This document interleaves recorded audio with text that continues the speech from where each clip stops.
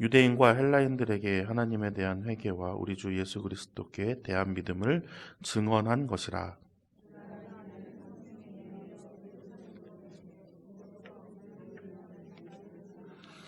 오직 성령이 각 성에서 내게 증언하여 결박과 환난이 나를 기다린다 하시나 내가 달려갈 길과 주 예수께 받은 사명 곧 하나님의 은혜의 복음을 증언하는 일을 마치려 하면은 나의 생명조차 조금도 귀한 것으로 여기지 아니하노라. 아멘. 네, 오늘도 이 자리에 나오신 원통교 성도님들 환영하고 축복하고 사랑합니다. 네. 어렸을 때인가요? 이런 말을 들어본 적이 있어요. 이렇게 불나방 같냐?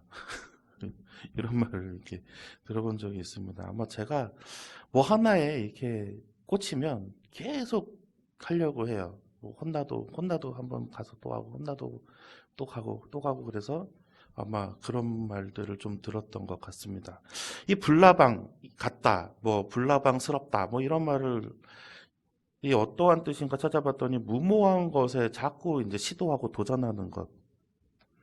불나방이 그렇잖아요. 이렇게 밖에다가 이제 불을 켜놓으면 나방들이 글로 뛰어듭니다. 그럼 어떻게 해야 돼요? 죽죠. 불에 타 죽어요. 근데 계속 뛰어들어요. 네. 옆에서 이렇게 같은 불나방 동료들이 뛰어들어가서 타 죽는 거를 보는데도 또 뛰어들어가요. 이게 멀리서 보면은 참 쟤네들은 바본가. 바보니까 들어가겠죠. 죽는 거 알면 어떻게 들어가겠습니까?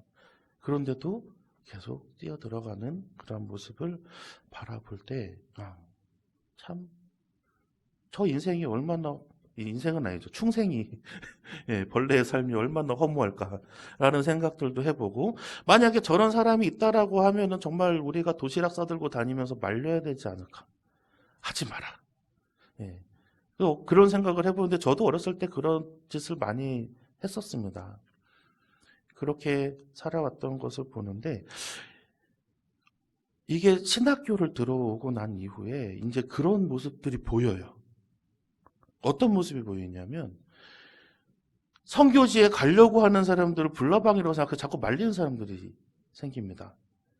복음의 사역 선교에 그만 가지 마라. 그만해라. 뭐 그냥 여기 안에서 사역하는 게 더 낫지 않겠느냐라고 말씀하시고 또 만류하시는 분들이 있어요. 제가 이제 신학교 다닐 때는 저희 과에 50명이 이제 있었습니다. 목회를 이렇게 꿈꾸고 있는 사람들이 있었겠죠, 그 안에서.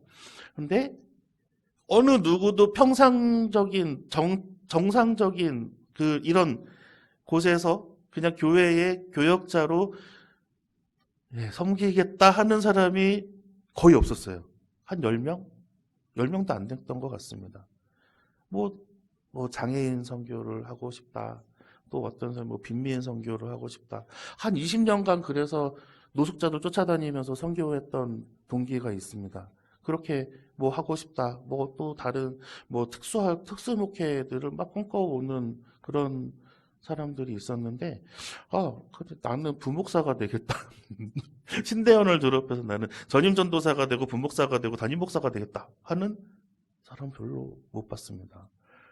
그래서 지금 와서 보니까 그렇게 특수 목회를 하겠다고 한 사람들 중에서 하고 있는 사람은 거의 없어요. 불나방 같다고 다 말려서 그랬는지 아니면은 어찌 됐는지는 잘 모르겠습니다만, 거의 대부분 이제 목회의 길을 걷고 있는 사람들이다 하면 그냥 우리가 알고 있기에 그냥 노멀한 정상적인 평상적인 그러한 목회들을 대부분 하고 있는 모습을 볼 수 있습니다. 왜 말렸을까라는 생각을 요새는 많이 해요. 저도 좀 말림을 좀 당했죠. 저도 막 이제 외국에 나가서 이렇게 선교 현장을 바라볼 때 저는 참 안타까웠던 게 캄보디아를 갔는데 2010년 20대 중반쯤에 14년, 15년 때 캄보디아를 갔는데 아이들이 학교를 안 가요. 초등학생들이. 거기는 고등학교까지 무료 의무교육이라 학비가 안 됩니다. 근데 학교를 안 가요. 어디에 나와 있냐면 농장 하루에 한 1달러 주는 1달러를 1달러를 줘요. 애기들이니까 그냥 뭐 마음대로 갖다 쓰고 그냥 한 1달러만 주는 거예요. 하루 1달러 주는 농장 아니면 관광객들이 많이 오잖아요. 그러니까 뭐 이런 차 같은 거 막 이렇게 먼지 떨어지고 막 돈 달라고 그 손 내미는 거 이렇게 영상에서 보셨죠. 그런 것들을 하고 있는 모습들을 바라보는 거예요.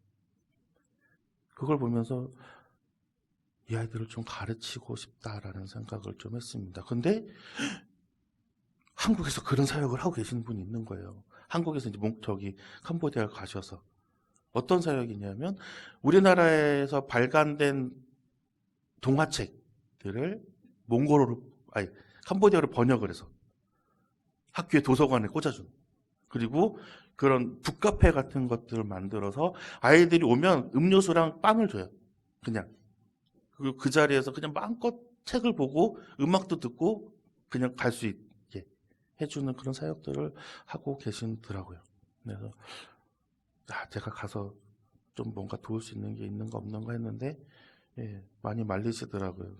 그래가지고 이제 뭐 꿈을 적기는 했지만 아직까지도 그런 곳들을 바라볼 때 뭔가 이렇게 가고 싶다, 하고 싶다, 돕고 싶다라는 비전들이 좀 생기는 것 같아요. 이제 한국교회 이야기를 좀 해볼게요. 한국교회 처음 생겼을 때, 한국교회들이 이제 초창기에, 초창기 교회들 처음 생겼을 때는 어떠했을까요? 행복하고 아름답고 즐거운 이야기보다는 치열하고 숨막히고 절박한 이야기들이 더 많지 않을까요? 또 더더군다나 박해를 당했던 시절이고 또 더더군다나 일제강점기 하에서 있었던 일이요. 제가 오늘 소개해드릴 선교사가 한 분 있습니다. 예전에 한번 제가 잠깐 문장으로 이야기를 드린 적이 있는데 화면을 한번 띄워주시면 루비 레이첼 캔드릭이라는 선교사예요. 이쁘게 생기셨죠. 아름다운 여인이에요. 그 옆에 막 묘비에 뭐라고 써져 있어요. 네. 이분이 선교사 파송교육을 이제 받았을 때 조선에 너무 가고 싶어 했어요. 그래가지고 저를 조선에 보내주십시오 막 그러는데 나이가 너무 어려서 22살밖에 안 됐었대요. 22살의 나이에 막 보내달라고 하니까 이제 조금만 더 기다렸다가 훈련 더 받고 2년 후에 그래서 24살에 이제 이 루비 캔드릭 선교사님을 조선으로 파송을 합니다. 근데 이분이 온 지 8개월 만에 급성 맹장염으로 돌아가셔요. 한국에 조선에 딱 들어와서 8개월 동안 있었으면 얼마나 뭐 많은 사역을 했겠어요? 아니, 많이 못했을 거예요. 나라 말도 서툴죠. 뭐 일단은 뭐 정착할 곳이나 이런 것들 뭐 구해보고 정착을 하고 이제 조금 뭘 해보려고 할 때 돌아가셨을 것 같아요. 제 생각에는. 그런데 이 젊은 자매가 8개월 동안 있었던 그 순간들을 그때마다 자기 친구들한테 편지로 보내는데 다 자랑이에요. 이 조선에 대한 자랑. 내가 여기 너무 행복하고 여기 너무 사랑스럽고 막 이런 내용들을 써요.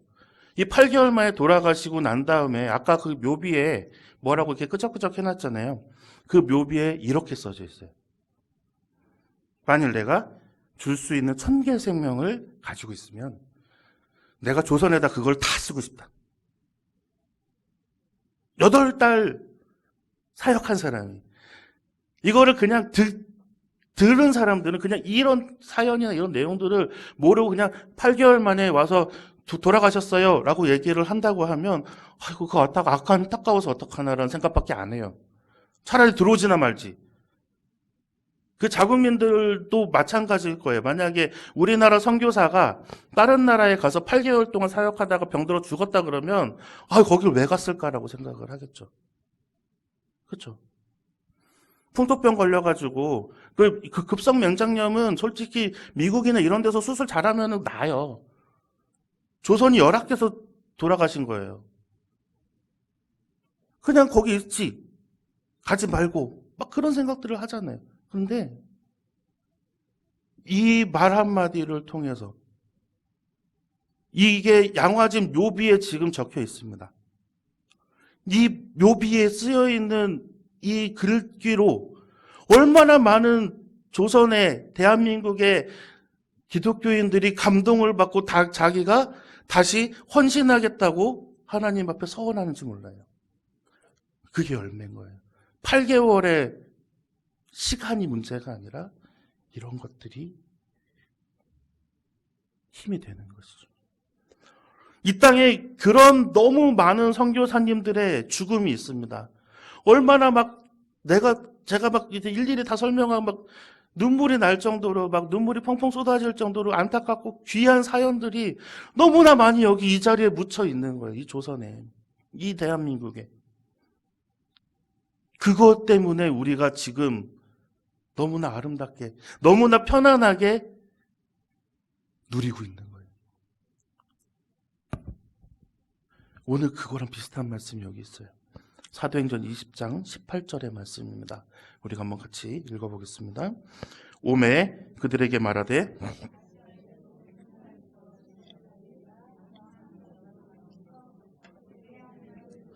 여러분도 아는 바니. 아멘. 에베소 교회 장로들을 이제 바울이 불러요.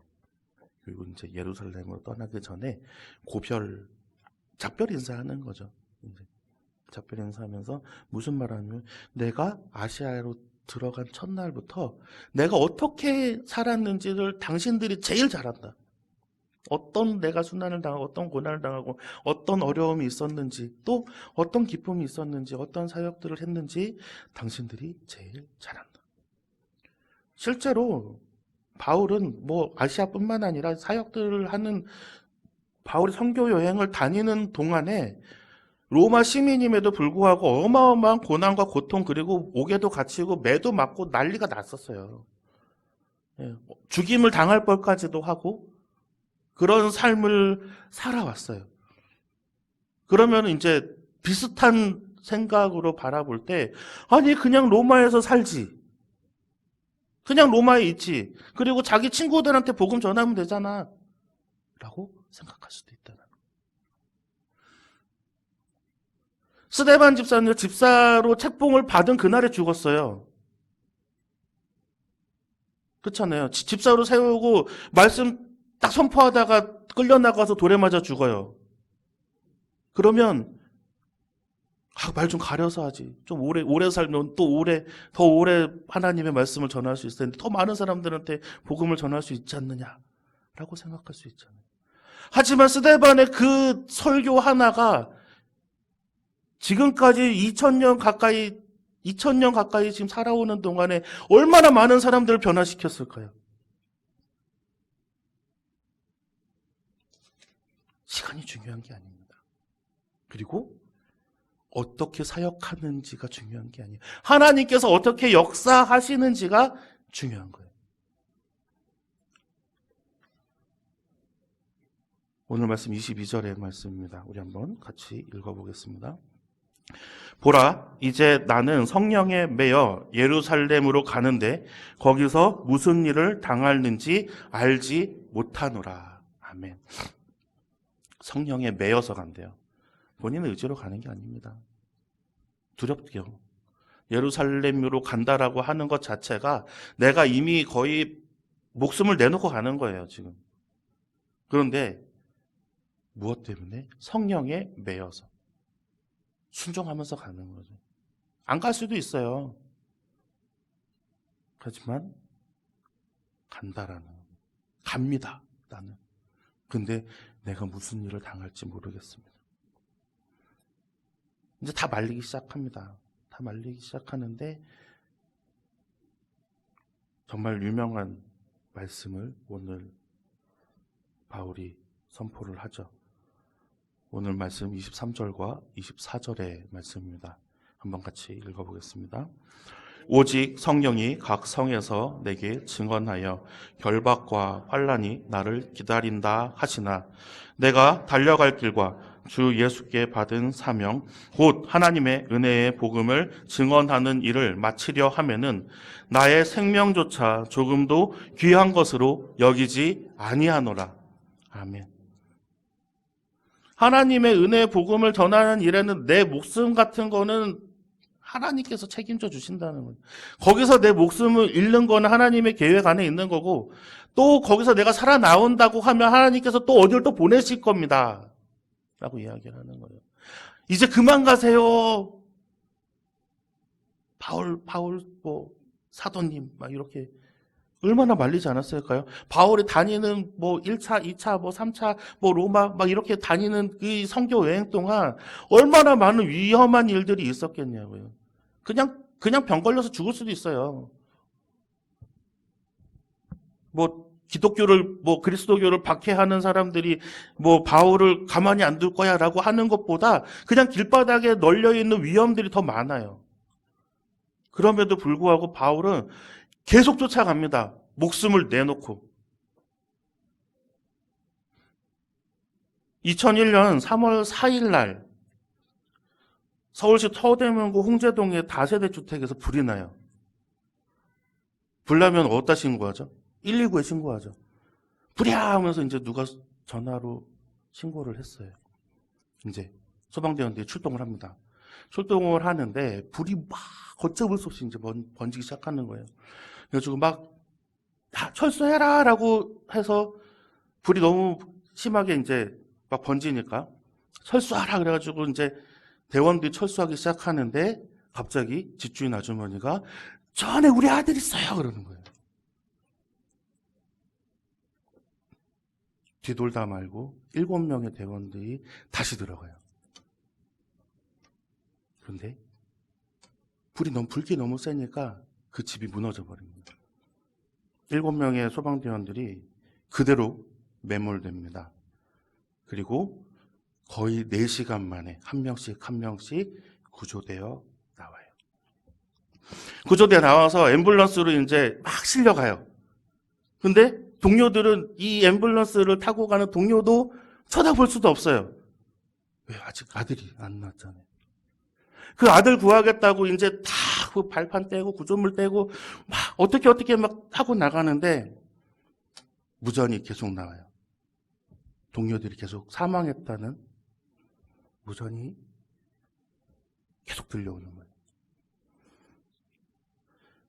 슬퍼할 겨를도 없어요. 그래도 막 무전 들으면서 막 이제 막 정신없이 이제 막 제껴냅니다. 결국 7명 중에 6명이 사망을 해요. 그리고 황당한 소리를 들어요.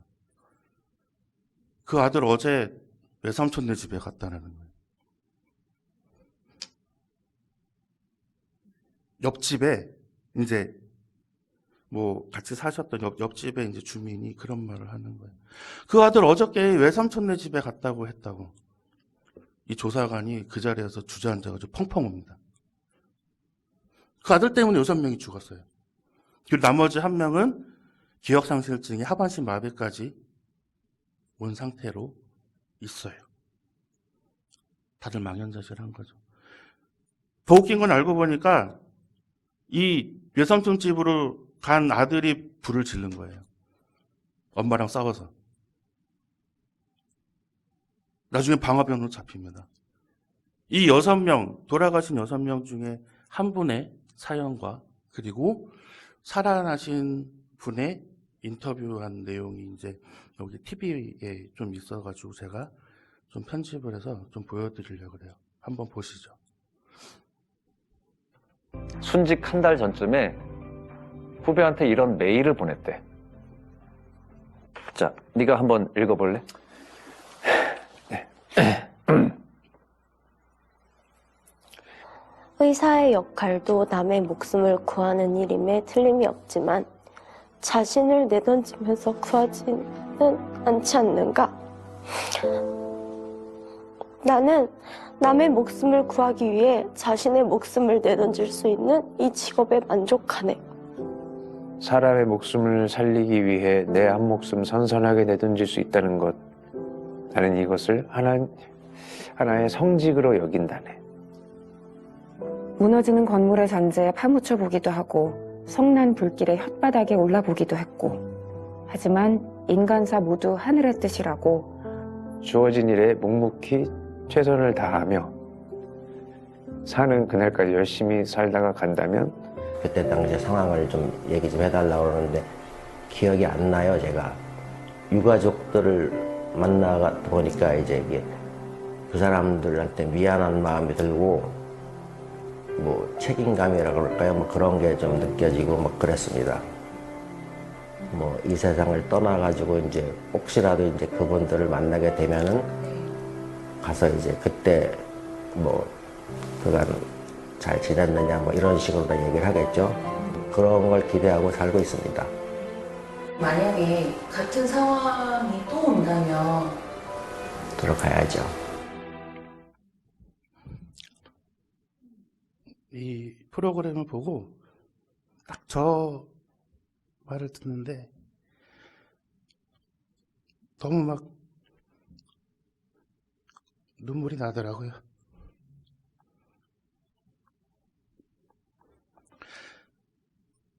저들도 저 사명을 가지고 그렇게 들어가야죠.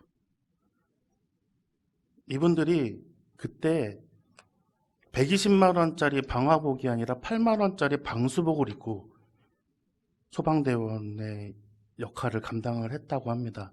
근데 이게 방화복이 아니고 방수복인지 알아요. 그래도 들어가요. 사람 살리겠다고. 제가 얼마나 부끄러웠는지 모릅니다.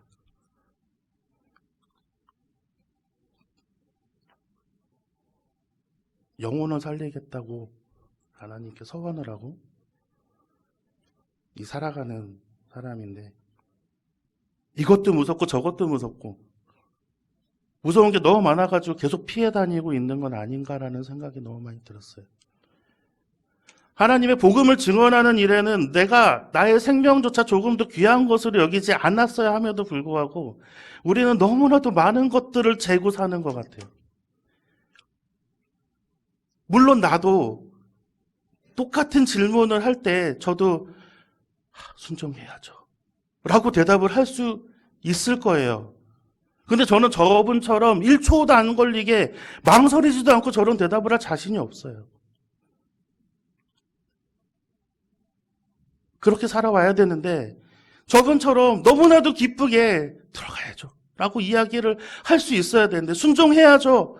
하나님 감사합니다 라고 해야 되는데 아직 우리가 부족해서 아직 우리가 내가 너무 많아서 그래서 그렇게 대답을 못하고 있는 것이 너무나도 죄송스럽고 너무나도 부끄러워서 정말 저거 보다가 한참 울었던 기억이 납니다. 이 바울의 고백, 은혜의 복음을 증언하는 일을 마치려 하면은 나의 생명조차 조금도 귀한 것으로 여기지 아니하노라. 우리가 지금 당장은 이것을 망설임 없이 말할 수 없어도 우리가 나중에 평생에 후회할 일을 만들지 않기 위해서는 이거를 우리가 고백할 수 있어야 돼. 그런 것들을 보여주기 위해서 제가 아이들을 데리고 국내 성지순례를 내일 떠납니다.